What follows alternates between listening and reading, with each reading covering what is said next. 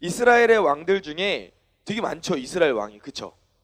이스라엘이 그 첫 번째 왕이었던 사울, 그 다음 다윗, 그 다음에 솔로몬, 그 다음에 이제 북이스라엘과 남유다로 쪼개진 이후에도 굉장히 많은 왕들이 이렇게 쭉쭉쭉쭉쭉쭉 그 역사를 이어나갔는데, 그 이스라엘의 왕들 중에 하나님의 마음을 기쁘게 했던 왕들은 정말 손에 꼽아요.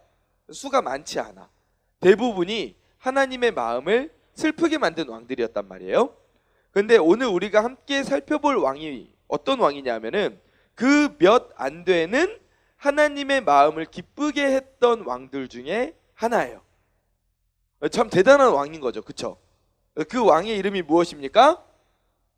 자, 따라해 봅시다. 히스기야. 히스기야. 그 왕의 이름은 바로 히스기야예요. 히스기야는 북이스라엘의 왕이었을까요? 남유다의 왕이었을까요? 자, 확률은 2분의 1이죠? 자, 효원이. 안 물어볼게요. 네. 효원아, 북이스라엘의 왕이었을까? 남유다의 왕이었을까? 정답입니다. 우리 박수 한번 쳐주세요, 효원이. 네. 효원이가 맞췄어요. 남유다 왕이었어요, 남유다. 이 히스기야는 남유다 왕이, 어디의 왕이었다고?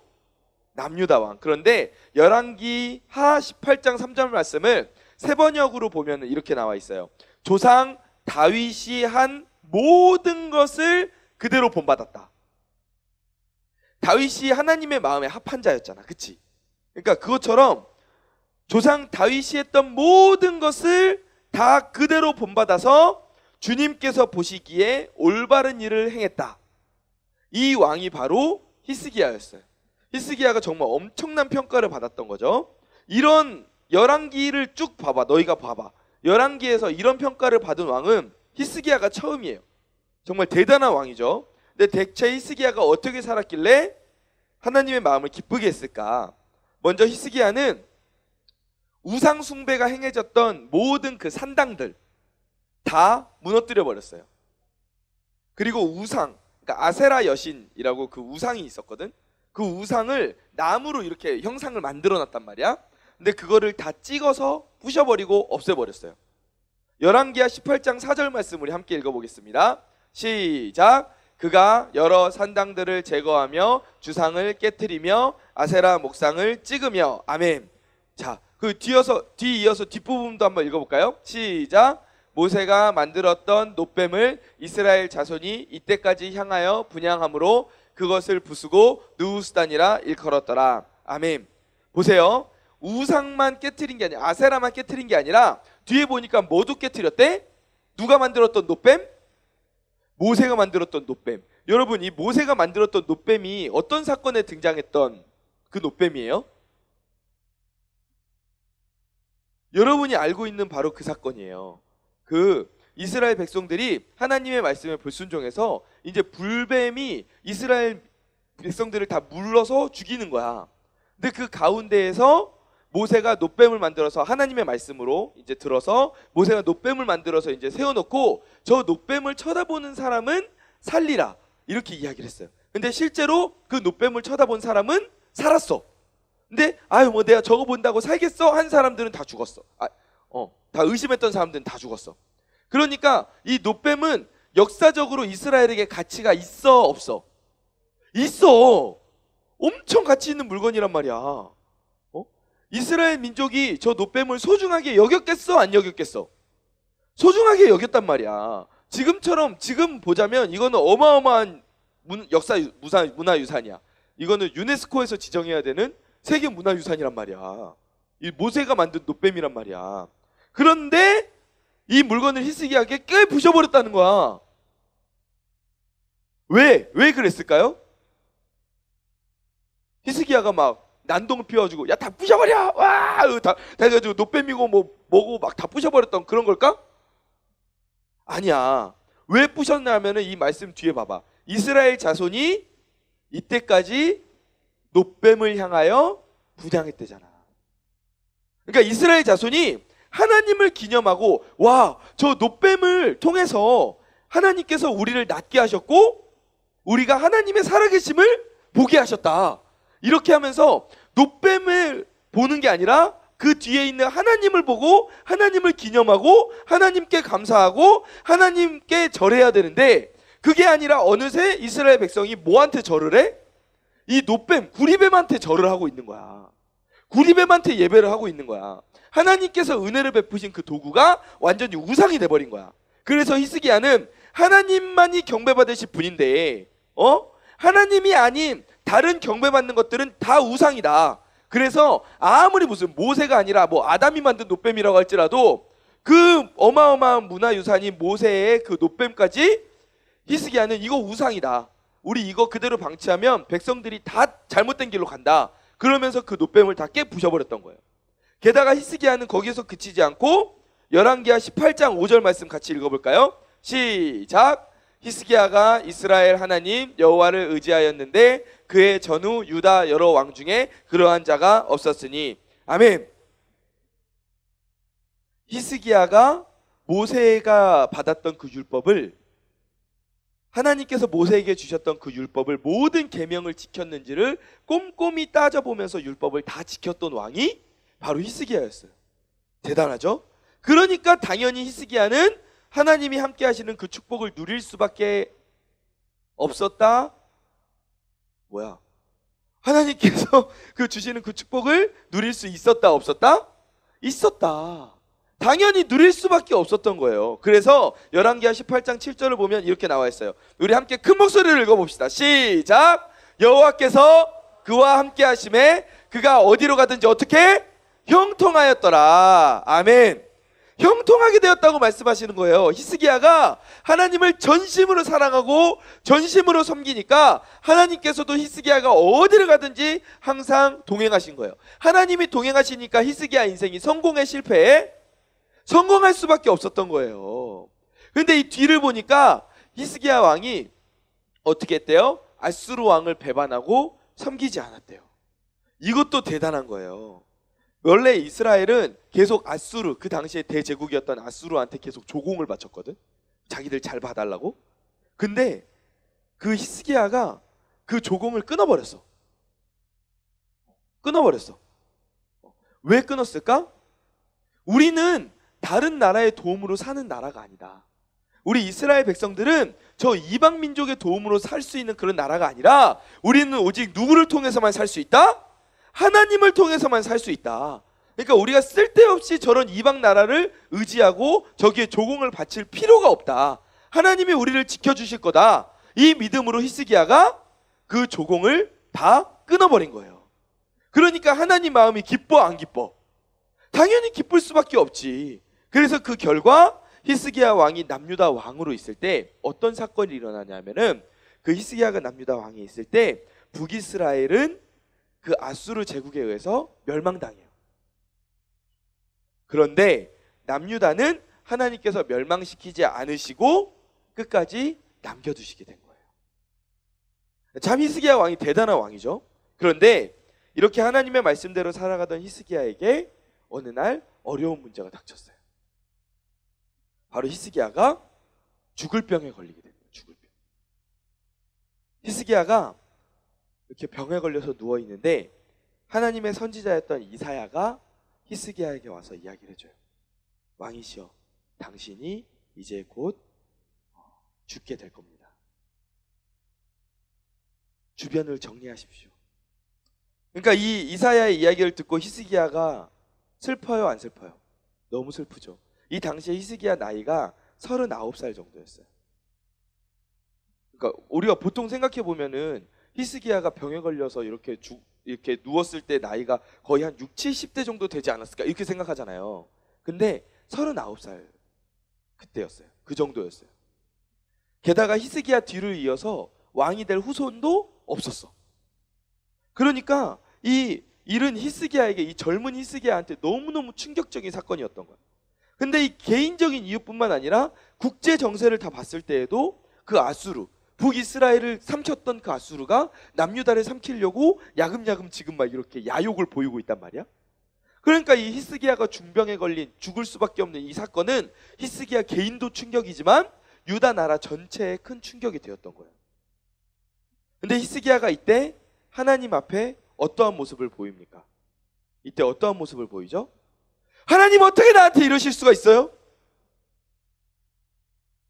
하나님, 내가 얼마나 하나님 말씀을 잘 듣고 율법 다 지키고 우상 다 부시고 다 했는데 하나님 어떻게 나한테 그러실 수가 있어요? 하나님이 살아계신 분이긴 한 거예요?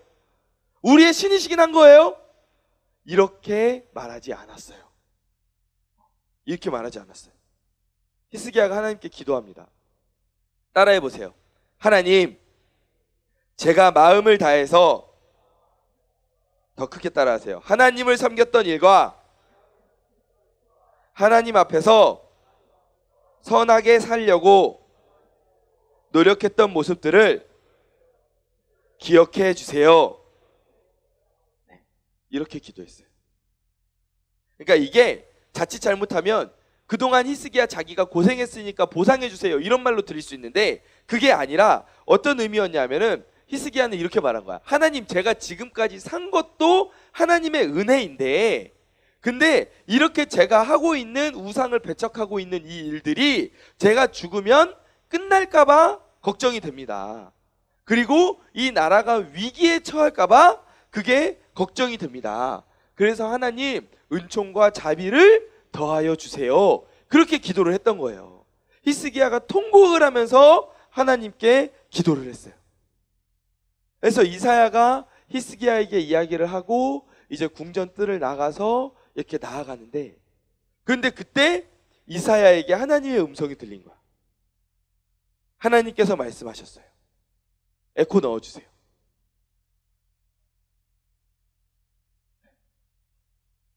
하나님께서 말씀하십니다. 너는 내 백성의 지도자 히스기야에게 돌아가서 그의 조상 다윗의 하나님 나 여호와가 이렇게 말한다고 전하라. 나는 히스기야의 기도를 들었고 눈물을 보았다. 내가 히스기야를 고칠 것이며 그는 3일 만에 성전에 올라가게 될 것이다. 그리고 내가 히스기야의 수명을 15년 더 연장할 것이며 히스기야와 이 이스라엘 성을 아수르의 손에서 보호할 것이다. 것이다. 것이다. 것이다. 아멘. 그렇죠. 하나님이 이렇게 응답하신 거예요. 아주 하나님의 응답이 거의 퀵서비스처럼 엄청 빨리 응답이 임한 거예요. 그래서 그 음성을 듣고 이사야가 집에 가다가 다시 발걸음 이렇게 돌려가지고 다시 왕궁으로 들어간 거야. 그래서 히스기야 왕한테 이야기를 한 거예요. 그 말씀 그대로 전해준 거예요. 그러자 그 즉시 히스기야의 병이 나았더라. 히스기야의 병이 나았더라. 아멘. 히스기야가 이사야에게 물어봅니다. 하나님께서 나를 고치시고, 이제 오늘 본문이죠, 3일 만에 성전에 올라가실 것이라고 하셨는데 제가 그것을 믿을 수 있는 증거를 볼 수 있겠습니까? 그러니까 이사야가 둘 중에 하나 고르라 그래요. 해가 10도 앞으로 가는 걸 원하십니까? 뒤로 가는 걸 원하십니까? 그랬더니 히스기야가 앞으로 가는 건 어차피 해는 앞으로 가니까 뒤로 가는 게 더 어렵지 않겠습니까? 뒤로 가게 해주십시오. 그랬더니 이사야가 하나님께 기도하니까 놀랍게도 히스기야의 그림자가 10도 뒤로 돌아갔어요. 아멘. 시간이 뒤로 간 거예요. 그래서 히스기야가 그걸 보고 진짜 하나님이 나에게 약속하신 그 병을 낫게 하시고 15년을 더 살게 하시고 나의 때에 아수르에게서 이 성을 지키시겠구나. 그래서 히스기야가 너무너무 마음이 평안해졌어요. 여러분, 해피엔딩입니까? 새드엔딩입니까? 해피엔딩이죠. 그런데 그 후에 12절을 보면 또 다른 사건이 발생해요. 우리 12절 말씀 같이 읽어볼까요? 12절 말씀. 네, 없어요? 네, 알겠습니다. 12절을 보면 어떤 사건이 일어나냐 하면, 남유다의 이웃나라였던 바벨론이 있었거든. 그 당시에 이제 작은 나라였어. 근데 그 바벨론에서 히스기야 왕이 병들었다고? 그러면서 아이고 그 왕의 친서, 아유 왕이시여 병에 걸리셔서 얼마나 마음이 아프세요, 편지를 쓴 거야. 그리고 예물 이렇게 해가지고 히스기야 왕한테 보낸 거예요. 네. 바벨론의 왕 브로닥발라단. 네. 이름도 독특해요. 브로닥발라단이 친서랑 이렇게 예물을 왕에게 보낸 거예요. 나중에야 바벨론이 어마어마한 강대국이 돼가지고 뭐 세계로 호령하지만 당시에는 아수르한테도 밀리고 있는 조그마한 나라였거든. 이런 상황에서 바벨론이 남유다랑 친해지고 싶어가지고 그래서 이 히스기야한테 편지를 보내고 외교적인 이유로 사절단을 보낸 거야. 또 남유다가 이집트랑 친하게 지냈거든 그 당시에. 그러니까는 우리도 어떻게 남유다랑 친하게 지내면 우리도 이집트한테서 떨어지는 콩고물을 좀 받아먹을 수 있지 않을까? 그러면서 바벨론이 그렇게 머리를 써가지고 외교적인 이유로 이렇게 히스기야 왕한테 편지와 예물을 담아서 보낸 거예요. 히스기야 왕이 그들을 반갑게 맞아들였을까요? 내쫓았을까요?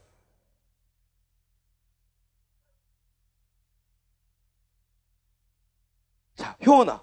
1번, 히스기야 왕이 사절단을 즐겁게 받아들였다. 2번, 내쫓았다. 몇 번이에요?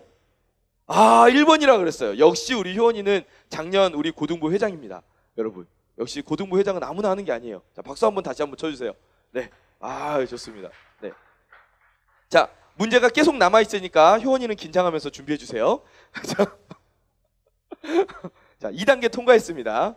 자, 보세요. 히스기야는 반갑게 왕을 맞이한 거야. 들어오세요. 히스기야 기분이 너무 좋은 거야. 왜냐하면은 자기가 내가 벌써 이 정도 위치가 된 거야? 바벨론에서 나한테 왕이 직접 편지를 쓰고 예물을 보냈어? 내 수준이 이 정도야? 야, 뭐 이러면서 이렇게 된 거야. 너무너무 기분이 좋은 거예요. 그래서 히스기야가 어떻게 하냐 하면 그 바벨론의 사절단들이 다 왔을 거 아니야. 혼자 와가지고 띡 주지 않았을 거 아니야. 이렇게 다 같이 와가지고 이렇게 온 그 사절단들을 완전히 남유다 다 투어를 해준 거야. 그러면서 그 나라에 있는 모든 창고들을 다 열어가지고 바벨론한테 보여주는 거야. 우리 남유다는 이 정도 돼요. 이러면서 막 우리 남유다는 마차 이 정도 있어요. 별로 없어요. 이거 몇십 개밖에 안 돼. 이거보다 근데 우리 곡식은 이 정도 쌓아놨어요. 이러면서 막 다 보여줘, 다 자랑하는 거 봐. 남유다의 건재함을 막 바벨론에 막 다 자랑을 한 거예요. 무기고까지 보여줬어요. 얼마나 많이 보여줬는지 오늘 우리가 읽은 말씀의 뒷부분인 13절을 보면 이렇게 나와 있어요. 같이 한번 읽어봅시다. 다른 데를 띄운 것 같아요. 20장 13절입니다. 자, 제가 읽어줄게요. 왕궁과 그의 나라 안에 있는 모든 것 중에서 히스기야가 그에게 안 보여준 것이 없더라. 그러니까 왕궁과 그 나라 안에 있는 모든 걸 다 바벨론에 다 보여준 거야. 근데 그게 굉장히 어리석은 행동이었죠. 굉장히 어리석은 행동이었죠.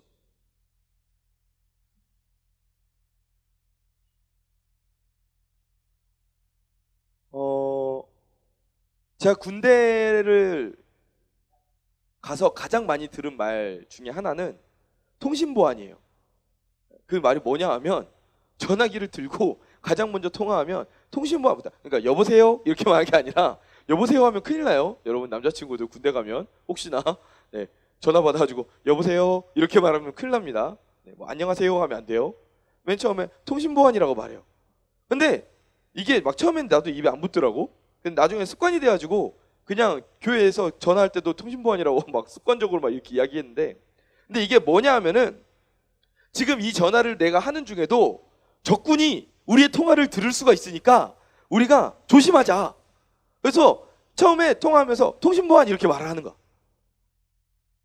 그리고 군대의 모든 것들은 다 보안이 철두철미해요. 그래서 군대에서 외부로 나가는 문서들은 다 그냥 버리면 안 되고 종이를 세절기에 다 갈아가지고 버려야 돼. 그래서 군대 교회에 있는 주보도 그냥 버리면 안 돼. 주보도 다 세절기에 갈아서 버려야 돼. 그리고 부대 안에서는 인터넷도 정해진 컴퓨터에서만 인터넷을 할 수가 있어. 그만큼 국가의 전투력, 무기 상태, 병력의 상태, 이거는 정말 보안을 지켜야 될, 최고의 보안을 지켜야 될, 철저히 지켜야 될 항목이라는 거야. 근데 이 철저하게 보안을 지켜야 할 그럴 국가적인 비밀을, 그 기밀을 히스기야가 바벨론한테 모두 다 까발려 버린 거야. 한 나라의 왕이 자기들의 정보를, 무기를 얼마나 가지고 있고 얼마나 다 보여줬으면 왕궁과 그 나라 안에서 안 보여준 게 없다고 했을 정도로 다 보여준 거야. 왜 그랬을까? 왜 그랬을까? 그 히스기야의 마음에 뭐가 들어갔다? 따라해 봅시다. 교만함이 들어간 거예요. 교만함이 들어간 거예요. 불과 얼마 전에 자기가 하나님한테 죽을 거라는 이야기를 들었는데 하나님의 은혜로 내가 그 생명이 연장받은 거예요. 그런데 그 바벨론의 사절단을 맞이하니까 그 마음속에 순간 그 하나님의 은혜를 잊어버리고 교만함이 들어간 거예요. 히스기야가 바벨론 왕의 사절단들에게 이 유다의 이 우쭐함, 이 국력을 막 보여주고 싶었던 거야. 그래서 이 자만심, 교만심이 생겨서, 교만한 마음이 생겨서 그 유다의 힘을 과시하고 바벨론과 힘을 합쳐서 우리가 아수르에 맞서서 저항해야겠다, 이 생각을 히스기야가 했던 거예요. 국가 간의 정치적인 동맹 할 수 있죠. 외교를 통해서 이득을 취할 수 있죠. 문제를 해결할 수 있죠. 근데 이스라엘은 그런 나라가 아니에요. 히스기야가 그렇게 했었잖아요. 이스라엘의 출발점이 어디에서 나왔어요? 하나님에게서 나왔고 그 모든 길을 하나님의 인도하심 가운데 이끌어갔던 나라가 바로 이스라엘입니다. 외교전을 통해서 이득을 보고 살았던 그 나라가 아니라고요. 다른 나라랑 힘겨루게 하면서 이렇게 균형 맞추면서 아슬아슬하게 살아남았던 그런 이스라엘이 아니라고요. 하나님이 함께 하시면 살았고 하나님이 함께 하시지 않으면 죽었던 나라가 바로 이스라엘이란 말입니다. 그렇죠? 그런데 히스기야가 그 하나님을 온전히 믿지 못하고 사람의 방법으로 계산하기 시작한 거예요. 그렇게 하기 시작한 데에는 히스기야의 마음속에 있었던 뭐가 원인이었다? 교만함이 원인이었던 거예요. 결국 이 사건 때문에 하나님께서는 이사야를 통해서 히스기야에게 말씀하세요. 남유다가 멸망할 것이다. 그리고 히스기야의 그 다음 세대에 이것이 현실이 됩니다. 남유다의 모든 재물이 다 바벨론에 뺏기고 모든 사람들이 다 바벨론의 포로로 잡혀가게 됐어요. 히스기야의 이러한 행동, 하나님께서 자기 수명을 연장시켜 주시고 우리 이 이스라엘의 모든 평안이 하나님으로 인한 것이라는 그 사실을 까맣게 잊어버린 교만한 행동이었죠. 자기가 잘했기 때문에 이 모든 일들이 평안하다라고 과시했던 굉장히 어리석은 행동이었어요. 그래서 히스기야와 남유다는 그 행동에 대한 대가를 치르게 되었던 것입니다. 사랑하는 친구들, 히스기야를 보면서 어떤 생각이 드나요? 어떤 생각이 드나요? 이 히스기야가 위기 중에는 하나님을 찾았어요. 그죠? 위기 중에 하나님을 찾았잖아요. 아니, 석가모니를 찾았어요? 하나님 찾았잖아요. 그런데 위기 중에는 하나님을 찾았을지 모르지만 평안함 중에는 어땠어요? 하나님을 잊어버린 거예요. 자기 힘을 과시하고 자랑하는 모습을 보였어요. 이건 은혜를 몰라도 너무 모르는 모습이죠. 까마귀 고기를 내가 보기엔 한 2인분은 먹었나 봐. 히스기야가 치킨을 시켜 먹었는데 까마귀가 튀겨져서 왔나 봐. 너무 빨리 까먹은 거예요, 하나님의 은혜를. 이해가 안 돼요. 근데 여러분, 우리의 모습은 어떤지 한번 돌아보자고요. 우리가 이런 히스기야를 보면서 손가락질할 수 있을까요? 어쩌면 우리도 히스기야처럼 살고 있진 않나요? 위기 가운데에서 하나님을 찾는 거는 어렵지 않아요. 심지어 종교가 없는 사람도 위기가 처하게 되면 신을 찾아요. 물론 그렇게 나가는 것도 쉽진 않아요. 하지만 그것보다 더 쉽지 않은 건 뭐냐 하면 평안함 가운데서 하나님을 찾는 거예요. 평안함 가운데에서 하나님이 함께 하심을 잊어버리지 않는 게 그게 훨씬 더 어려운 거예요. 어려운 일이 생기면 하나님께 기도하고 매달리면서 그 문제들이 해결되면 언제 그랬냐는 듯이 하나님 잊어버리고 또다시 내가 원하는 삶, 나의 교만한 삶에 열중하는 모습들, 그러다가 또 어려운 일이 생겨야만 하나님 앞에 나오는 그런 모습들, 또 문제가 해결되면 언제 하나님 내가 의지했냐는 듯이 내가 의기양양하게 그렇게 살아가는 모습들. 이런 믿음은 너무 연약한 믿음인 거예요. 화장실에 들어갈 때 마음하고 나올 때 마음 다른 그런 게 신앙생활에 반영이 되면 안 됩니다, 여러분. 내가 급할 때는 하나님 도와주세요, 하나님 살려주세요 해놓고서는 하나님이 살려주시면 오, 이제 됐네. 여러분, 우리 삶이 잔잔한 호수와 같든지 풍랑이 있는 바다와 같든지 그 어느 때라도 하나님을 붙잡으며 나아가야 합니다. 그게 바로 성숙한 믿음이에요. 교만은 조금만 우리가 방심해도 우리 마음 가운데 너무 쉽게 자리 잡아요. 여러분, 우리 한번 대답해 봅시다. 고백해 봅시다. 내가 오늘 내 삶에 어려움 없이 살고 있다면 그게 누구 덕분입니까? 그 정도로 고백해서는 안 돼. 그게 누구 덕분입니까? 그렇죠. 하나님 은혜입니다. 하나님이 보살펴 주시니까 그 복을 내가 누리고 있는 거죠. 아멘. 그런데 내가 슬쩍 하나님 앞에 서는 거예요. 모든 영광과 감사를 하나님이 받으셔야 되는데 내가 그 앞에 슬쩍 서가지고 마치 내가 잘한 것서 마치 내가 잘해서 평안한 것처럼 그렇게 생각하는 거예요.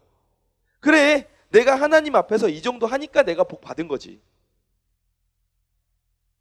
솔직히 나 정도 되니까 이렇게 하지 다른 사람들은 못해. 그래서 주변 사람이 칭찬하면 오 아니에요, 전 아직도 부족해요 막 이렇게 말하지만 속으로는 그래 좀 더 칭찬해봐 막 이러면서 막 나를 좀 더 칭찬해봐 막 이런 마음이 우리의 연약한 마음이잖아요. 결국 이런 교만함이 어떤 결과를 낳습니까? 오늘 우리가 읽은 말씀 뒷부분인 17절을 보면 하나님께서 이사야를 통해 히스기야에게 이렇게 말씀하세요. 같이 읽어봅시다. 시작. 여호와의 말씀이 날이 이르리니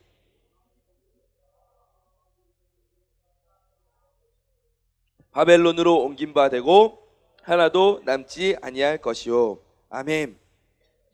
하나님께서는 히스기야가 자랑과 교만하게 되었던 근거인 이 모든 보물을 하나님께서 다시 걷어가겠다고 말씀하셨던 거예요. 히스기야에게 있었던 모든 재물은 하나님께로부터 받은 것입니다. 아멘. 그런데 히스기야는 그걸 감사하면서 하나님 나라와 하나님의 영광을 위해서 써야 되는데 그렇게 하지 않고 바벨론 사전단이 자기를 찾아왔을 때 자기를 과시하는 데에 그 은혜를 사용한 거예요. 이건 하나님의 뜻과 정반대. 그래서 하나님은 그 모든 걸 걷어가신 거예요. 사랑하는 우리 고등부 여러분, 우리 인생에 오늘 하나님께서 부어주시는 은혜가 있는 줄 믿습니다. 충만한 복이 있습니다. 그 은혜가 우리를 적시고 있습니다. 그것이 누구에게서 왔습니까? 하나님에게서 온 거예요. 우리의 잘남에서 왔습니까? 아니에요. 우리의 지혜에서 왔습니까? 아니에요. 모든 것이 하나님에게서 왔습니다. 우리가 이걸 기억하고 하나님께 항상 감사하기를 원합니다. 내가 어려울 때만 하나님께 나오는 게 아니라 내 삶의 모든 문제가 해결되고 응답받은 이후에도 언제든지 모든 영광을 하나님께 올려드리는 우리들이 되길 원합니다. 겉으로만 그렇게 생각하는 게 아니라 진심으로 그렇게 생각하고 행동해야 할 줄 믿습니다. 하나님께서 기뻐하시는 게 어떤 것인가를 고민해야 돼요. 우리에게 오늘 주신 이 복을 내가 하나님을 위해서 어떻게 사용하시기를 원하는가 기도하면서 우리가 나아가야 됩니다. 하나님이 우리에게 주신 그 충만한 복이 우리 자신을 과시하는 교만의 도구가 될 때 하나님께서는 그 은혜를 걷어가시는 거예요. 저를 따라 한번 해보시기 바랍니다. 모든 것을 하나님께서 하셨습니다. 아멘. 더 크게 모든 것을 하나님께서 하셨습니다. 우리 하나님께 영광의 박수 올려드리겠습니다. 말씀을 정리하겠습니다. 예수님께서 부활하시고 하늘로 올라가신 뒤에 사탄은 복음이 전파되는 걸 막으려고 안간힘을 썼어요. 그래서 예수님을 믿는 성도들을 잡아다가 고문하고 죽이고 무섭게 만들어서 예수님을 못 믿게 만들려고 했어요. 그런데 복음의 능력은 너무 강력해서 성도들은 그 죽음의 두려움을 이겨내고 복음을 전했습니다. 그러자 사탄이 이제 전략을 바꿨어요. 이제는 우리에게 두려움과 문제만 주지 않습니다. 우리 삶이 평안하다고, 우리 삶에 아무 걱정 없다고 우리를 속이는 거예요. 너 하나님 없어도 너 스스로의 능력만 가지고도 너 충분히 살 수 있어. 그렇게 우리를 속이는 거예요. 우리는 여기에 넘어가면 안 될 줄 믿습니다. 한 발자국 더 나아가야 할 줄 믿습니다. 우리가 어려울 때만 주여 주여 하는 게 아니라 내 인생이 평안할 때에 오히려 그것에 감사하며 하나님께 나아가는 우리들이 되기를 바랍니다. 그게 우리가 가져야 될 참된 신앙이고 그게 우리가 가져야 될 삶의 모습인 줄 믿습니다. 아멘. 삶에 문제가 있을 때 우리는 하나님 앞에 나와 엎드려야 돼요. 근데 삶의 문제가 해결된 후에도 하나님 앞에 나와서 변함없이 엎드려야 합니다. 내 삶의 모든 순간에 하나님 앞에 엎드리는 게 하나님께서 우리에게 원하시는 신앙의 모습이에요. 여러분 꼭 기억하세요. 사탄은 우리를 하나님에게서 멀어지게 만들려고 우리 마음 가운데 평안함, 거짓 평안을 줘. 거짓 평안. 그렇게 되면 우리 마음속에 교만함이 생길 것 같아서. 그런데 우리는 그렇게 사탄의 속임수에 넘어가면 안 돼요. 우리 문제가 해결된 이후에 평안할 때에도 더 기도하고 더 감사하는 저와 우리 친구들이 되기를 주님의 이름으로 간절히 축원합니다.